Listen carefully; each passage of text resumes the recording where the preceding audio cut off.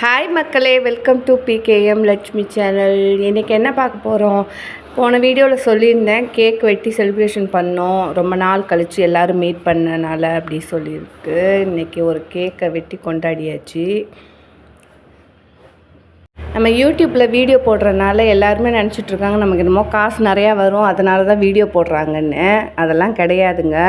ஏன்னா பார்க்குறவங்க பூரா அதான் கேட்குறாங்க. ஃப்ரெண்ட்ஸுங்களாக இருந்தாலும் சரி, பக்கத்தில் தெரிஞ்சவங்களாக இருந்தாலும் சரி, நீங்கள் யூடியூப்லலாம் வீடியோ போடுறீங்களே, உங்களுக்கு காசு வருமா வீடியோ போட அப்படின்னு. எனக்கு அது மாதிரிலாம் காசெல்லாம் வரல. காசுக்காக ஆசைப்பட்டும் நான் வீடியோ போடல. ஒரு என்டர்டெயின்மெண்ட்டாக இருக்கட்டுங்கிறதுக்காக தான் வீடியோ போடுறேன். அதுவும் இல்லாமல் நம்ம இது எப்போனாலும் நம்ம பார்த்துக்கலாம். நம்ம அப்லோட் பண்ணது ஒரு மெமரிஸாக இருக்கும். அது மட்டும் இல்லை, நமக்கு 1000 சப்ஸ்கிரைபர் தாண்டினா தான் யூடியூப்லேருந்து பணம் வரும்னு சொன்னாங்க. நமக்கு 970 சப்ஸ்கிரைபர் வந்துட்டாங்க. இது இன்னும் ஒரு 1 வீக்கில் ரீச் ஆகிடுவேன். ஆனாலுமே நமக்கு அந்த காசுக்காக நாங்கள் வீடியோ போடல. அன்னன்னைக்கு ஒரு டைம் பாஸுக்கு, ஒரு என்டர்டெயின்மெண்ட்டுக்காகவே நம்ம வீடியோ போட்டு அப்லோட் பண்ணிகிட்ருக்கோம். அப்படியே இதில் காசே வந்தாலும் கூட இந்த காசை எடுத்து நாங்கள் வீட்டுக்குன்னு ₹1 செலவு பண்ணக்கூடாது. இது எல்லாத்துக்குமே கஷ்டப்படுறவங்களுக்கு அந்த மாதிரி தான் செய்யணுன்ட்டு நினச்சிட்ருக்குறேன். சப்போஸ் ரீச் ஆனால் நம்ம அந்தளவு பெரிய யூடியூபர்லாம் கிடையாது. நமக்கு எடிட் பண்ணுறதோ இல்லை மற்றபடி நல்லா பார்க்குற அளவுக்கு வீடியோஸ் நான் போடுறேனான்னு கேட்டால் என் வீடியோவை நானே பார்க்க மாட்டேன். அந்தளவு இருக்கும். இருந்தாலும் சரி, ஓகே, இன்றைக்கி என்ன நடக்குதோ அதை நானே நாளைக்கு பார்க்கலாங்கிறதுக்காக தான் வீடியோ அப்லோட் பண்ணுறேன். நான்லாம் 970 சப்ஸ்கிரைபர் வரும்ன்ட்டு நான் நினச்சி பார்க்கவே இல்லை ரீச் பண்ணுவேன்னு. ஏன்னா எனக்கு யூடியூப்பை பற்றி எதுவுமே தெரியாது. என் யூடியூப்பில் காசு வரும்னு கூட தெரியாது. என்னோடய கசின் வீடியோ அப்லோட் பண்ணாங்க யூடியூப்பில். அதை பார்த்து தான் சரி நம்மளும் அப்லோட் பண்ணுவோம் அப்படின்னு சொல்லிட்டு கொரோனா டைமில் ஸ்டார்ட் பண்ணேன். அவங்கள பார்த்து இதில் காசு வரும், இல்லைன்னா நம்ம ரீச் ஆகும் அப்படின்னு எந்த எண்ணமும் எனக்கு கிடையாது. அவங்க ஒரு வீடியோ போட்டால் நான் ஒரு வீடியோ போடுவோம் அப்படின்னு சொல்லிட்டு போட்டி போட்டு ஒரு ஃபன்னாக தான் ஆரம்பித்தேன். இன்றைக்கி பார்த்திங்கனாக்கா 1000 சப்ஸ்கிரைபர்கிட்ட நம்ம தொட போகிறோம். இது ஹாப்பி தான் எனக்கு. ஆனாலுமே நம்ம திரும்பவும் சொல்கிறேன், இது மணி மைண்டுக்காக நான் சேனல் ஓப்பன் பண்ணவே இல்லை. எதனால் இதை நான் இத்தனை வாட்டி சொல்கிறேன்னா, என்னோடய சொந்தக்காரங்கள்லேருந்து என்னோடய ஃப்ரெண்ட்ஸுங்க வரைக்கும் எல்லாருமே கமெண்ட் பண்ணிகிட்ருக்காங்க, யூடியூப்பில் காசு வருதா அப்படி இப்படின்ட்டு. கிடையாது. இன்றைக்கி பார்த்திங்களா, ஒரு ஃபேமிலியோடு போகிறோம், ஒரு ஃப்ரெண்ட்ஸுங்களோட வெளியில் போகிறோம். அதை திரும்ப நம்ம நினச்சி பார்த்துக்கலாம். நம்ம அந்த ஃபோட்டோவை பார்க்கும்போது அவங்க ஞாபகம் எனக்கு வரும். அதுவே பார்த்திங்கனாக்கா ஒரு ஃபோட்டோவோ வீடியோவோ எடுத்தோம்னா அது எப்படினாலும் மிஸ் ஆகி போயிடுது.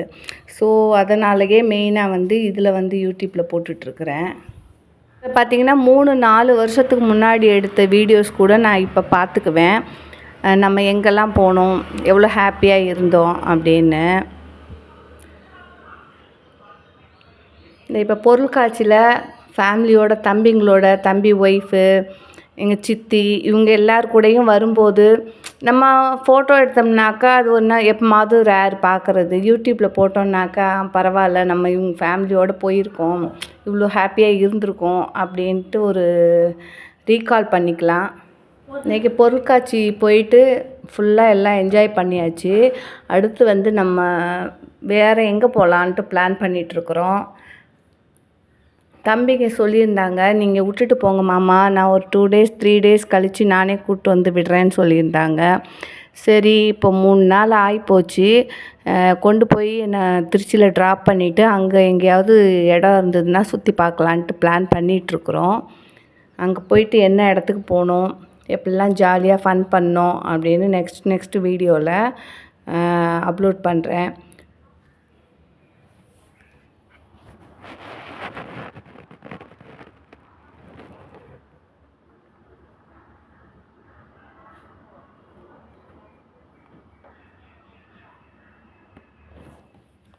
இதெல்லாம் பார்த்திங்கன்னா விதையிலே மான் பண்ணியிருக்காங்க பாருங்கள், சூப்பராக இருக்குது.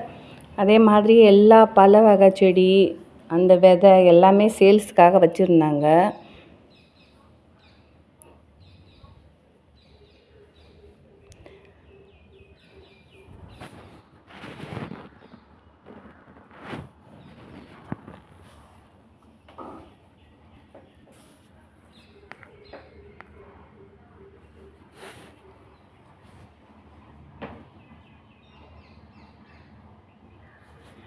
இதில் மீன் வாங்கலான்னு நினச்சிட்டு இருந்தேன். கலர் கலராக இருந்தது ஃபைட்டர் ஃபிஷ்ஷு. நம்ம இங்கேருந்து எடுத்துகிட்டு போயிட்டு திரும்ப அங்கே ஒரு 3 நாள் வச்சு திரும்ப ஃப்ளைட்டில் போகும்போது கண்டிப்பாக வந்து செத்து போயிடும். அதனால் வேண்டாம் அப்படின்னு விட்டுட்டேன். அப்புறம் ஊருக்கு போய் வாங்கிக்கலான்னு. பாப்பாவுக்கு தான் ரொம்ப ஆசை ஃபிஷ்ஷு வாங்கணும் அப்படின்னு.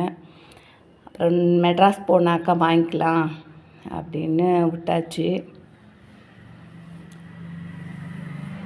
இது வீட்டிலையே வந்து ஒரு சின்ன இடம் இருந்தால் எப்படி மீன் வளர்க்கலாம் அப்படின்னு அங்கே எக்ஸ்பிளைன் பண்ணிகிட்டு இருந்தாங்க. நமக்கு அதெல்லாம் கேட்குறதுக்கு பொறுமை இல்லை. சும்மா பார்த்துட்டு வேடிக்கை மட்டும் பார்த்துட்டு வந்துட்டோம்.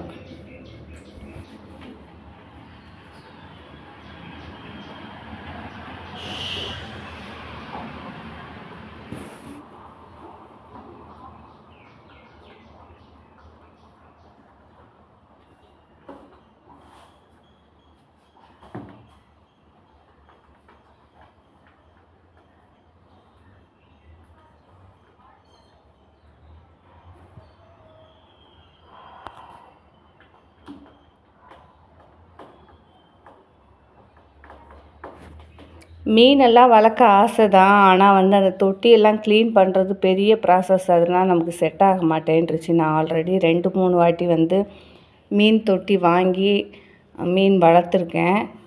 அது வளர்க்க ஆசை, பார்க்கவும் ஆசையாக தான் இருக்கும். அதுவே தொட்டியை கழுவணுன்னாக்கா அப்பா போதுண்டாப்பா அப்படிங்கிற மாதிரி அதெல்லாம் பார்த்து ரசிக்க மட்டும்தான் செய்யணும். அதை வளர்க்கணுன்னு ஆசைப்படக்கூடாதுன்னு முடிவு பண்ணிட்டு தான் வேணான்னு விட்டுட்டேன். ஆனால் சின்னதாக ஒரு பாப்பாவுக்காக ஒரு பவுலில் மீன் வாங்கி விடணும். அவள் ரொம்ப நாளாக கேட்டுட்ருக்கா ஃபைட்டர் ஃபிஷ்ஷுன்ட்டு. அது ஒரு 2 கலர் வாங்கி விடணும். ஓகே மக்களே, அடுத்து நெக்ஸ்ட்டு எங்கே போகிறோன்னு சொல்லிட்டு ஒரு வீடியோ அப்லோட் பண்ணுறேன். நெக்ஸ்ட் வீடியோவில் பாருங்கள். ஒரு 2 டேஸ் கழித்து நான் அப்லோட் பண்ணுறேன். பாய் மக்களே.